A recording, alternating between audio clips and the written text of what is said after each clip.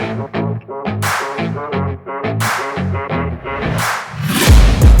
taking shots at the enemy. I'm gonna make it to the top, leave a legacy. If I got something to say, you better let me speak. Turn it up a new degree, bitch, you ain't seen anything. I pop off with the new rock, electronic, blow the sonic roof up. I'm too honest when I take a few shots. They're too toxic, need to take a new song.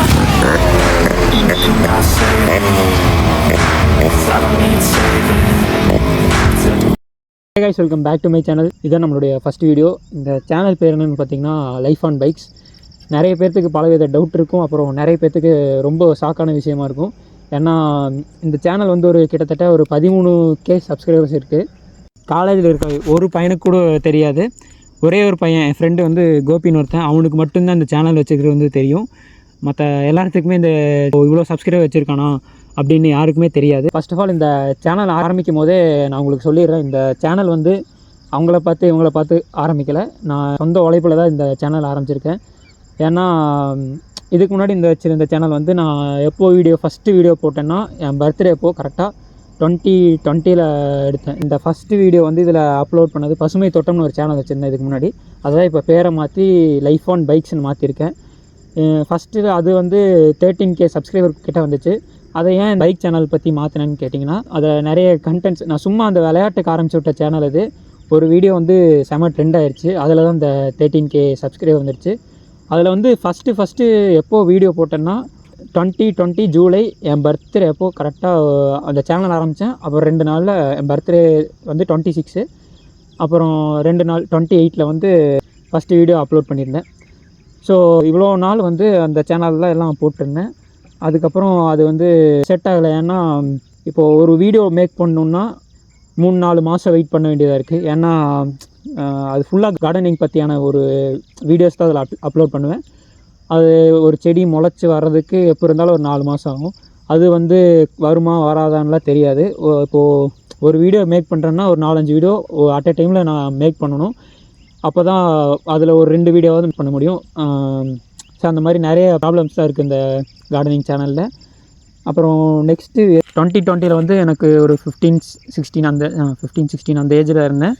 அப்போது வந்து first நான் ஆரம்பிக்கும் போதே ஒரு bike பற்றி, அப்போது எனக்கு ரொம்ப பைக்ஸ்லாம் ரொம்ப பிடிக்கும். சரி பைக்கை பற்றி ஆரம்பிக்கலான்ட்டு இருந்தேன். அப்போது வந்து அந்த ஏஜ் கரெக்டாக இருக்காது, பைக்கு கிடைக்காது, அப்புறம் லைசன்ஸ் இருக்காது, எதுவுமே இருக்காது, வெளியே ரைட்ஸ்லாம் எதுவும் போக முடியாது. அதனால் சரி வேறு மற்றது என்ன பிடிச்சிருக்குன்னு பார்த்தேன். எனக்கு வந்து அப்போது லாக்டவுன் டைமுங்கிறதுனால நிறைய தோட்ட வேலை அந்த மாதிரிலாம் செஞ்சுட்டு இருந்தேன். ஸோ அப்போது இது ஆரம்பிச்சு விட்றலாமே, இது நல்லா இருக்கே இந்த கண்டென்ட்டு, யாருமே இந்த சைடு பண்ணல, சரி நாம பண்ணலான்னு தான் அந்த ஃபஸ்ட் அந்த சேனல் ஓப்பன் பண்ணி பசுமை தோட்டம்னு ஓப்பன் பண்ணி வீடியோ அப்லோட் பண்ணேன். அப்புறம் போக நல்லா தான் இருந்துச்சு. அப்புறம் ஒரு வீடியோ போட்டிருந்தேன், இப்போ மிளகு செடி வளர்ப்புன்ட்டு. அது வந்து ஒன்றுமே இல்லை, ஆனால் அதுக்கு 700K வியூஸ் இப்போ இருக்குது. கைஸ் இந்த வீடியோ தான் பாருங்கள். இதெல்லாம் மோஸ்ட் வியூடு பார்த்திங்கன்னா 643K. எனக்கு நிறையா வியூஸ்லாம் போயிட்டு இருந்துச்சு இந்த சேனலில். மேக்ஸிமம் பாருங்கள் எல்லாமே கேல தான் போயிருக்கு. 9K 7K அந்த மாதிரி தான் போயிருக்கு. ஆனால் அந்த சேனலில் இருக்கிற எல்லாத்தையும் நான் வீடியோஸ்லாம் ப்ரைவேட்டில் போட்டேன். அப்புறம் ரொம்ப நாள் வீடியோ எதுவுமே போடல இப்போது லாஸ்ட் 2 இயர்ஸாக. ஏன்னா அந்த இதனால தான் இந்த ஒரு வீடியோ மேக் பண்ணுறதுக்கே ரொம்ப ஒரு டிலே ஆகிறதுனால சரி வேணாம், நம்ம சேனலே வேணாம் விட்டுலான்ட்டு இருந்தேன். அப்புறம் நிறைய பசங்க வந்து கேட்க ஆரம்பித்தாங்க. ஒரு சேனல் வச்சுருந்தே அது என்னாச்சுன்னு கேட்க ஆரம்பிச்சிட்டாங்க. நானும் சொல்லிகிட்டே இருந்தேன், இல்லைடா அதில் வீடியோலாம் போடுறதில்ல அப்படின்னு.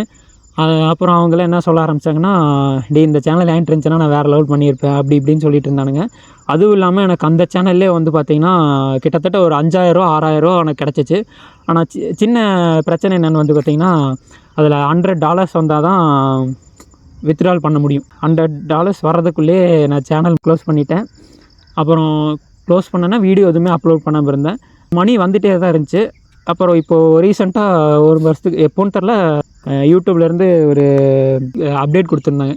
எப்படின்னா கடைசி 90 நாளில் வந்து 3 வீடியோஸ் அப்லோட் பண்ணணும், அப்போ தான் மானிட்டைசேஷனுக்கு எலிஜிபிலிட்டி. அப்போ நான் 90 நாளைக்கு நான் வீடியோ அப்லோட் பண்ணாமல் இருந்தேன். அப்புறம் மானிட்டைசேஷனை தூக்கிட்டாங்க. அப்புறம் அந்த 5000 6000 அப்படியே போயிடுச்சு. இப்போது இந்த சேனல் வந்து ஃபஸ்ட்லேருந்து ஆரம்பிக்கிற மாதிரி தான் இருக்குது.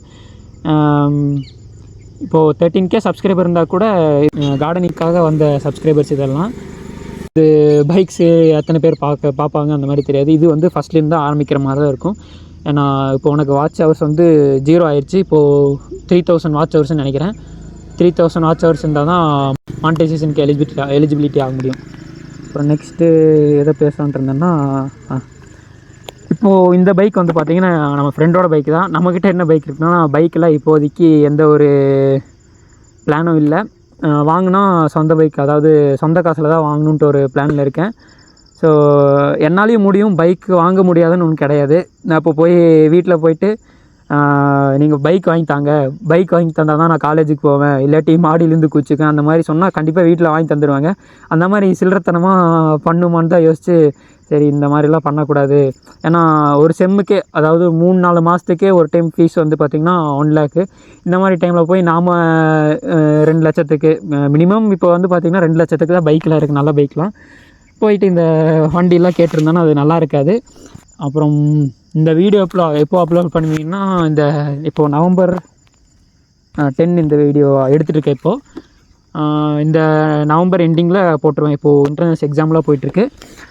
எப்படி இருந்தாலும் எண்டிங்கில் உங்களுக்காக நான் வீடியோ போட்டுருவேன். அப்புறம் வேறு என்ன, அப்புறம் நான் ஒரு கேமரா வச்சுருக்கேன். அதுக்குறா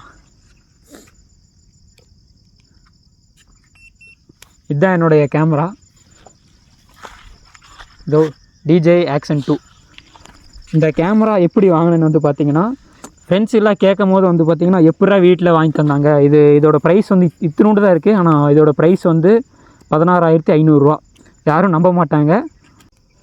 இது எப்படி வாங்கினேன்னு வந்து பார்த்திங்கன்னா, கிட்டத்தட்ட 1.5 வருஷமாக கேட்டேன் வீட்டில் இருந்து, எனக்கு இந்த மாதிரி ஒரு கேமரா வேணும். அப்புறம் நான் உங்களை கம்பல் பண்ணல, உங்களால் எப்போ முடியுமோ அப்போ வாங்கி தாங்கன்னு சொன்னேன். இப்போ 1.5 வருஷம் கழித்து தான் இந்த கேமரா எனக்கு கிடச்சிருக்கு. அதே மாதிரி கேமரா வாங்கி தந்ததாகணும் அப்படின்னு எதுவுமே ஒரு மிரட்டல் அந்த மாதிரிலாம் எதுவுமே பண்ணல. அது சின்ன பசங்க நான் கிடையாது. அதே மாதிரி தான் இந்த மொபைலும். இது வந்து நத்திங் ஃபோன் 1. அதே மாதிரி தான் 1 வருஷமாக கேட்டக்கப்புறம் தான் எனக்கு கிடச்சிச்சு. இந்த விஷயம் மட்டும் இல்லை, எந்த அளவுக்கு நம்ம பிடிவாதமாக இருக்கோமோ அந்த அளவுக்கு நம்ம வெயிட் பண்ணி இருக்கணும். அப்போ தான் எந்த ஒரு விஷயமா இருந்தாலும் கிடைக்கும். அடுத்து நம்ம எப்போது ரைட்ஸ்லாம் நிறைய பண்ணுவோம் கண்டிப்பாக.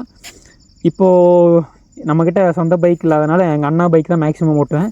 இப்போ ஃப்ரெண்ட்ஸ் பைக்லாம் அந்தளவுக்கு கேட்க மாட்டேன். ஏன்னா எமர்ஜென்சி எங்கேயாவது இங்கே பக்கத்தில் ஏதாவது இப்போ இருக்குது அந்த மாதிரி ஏதாவது பைக் கேட்பேன்.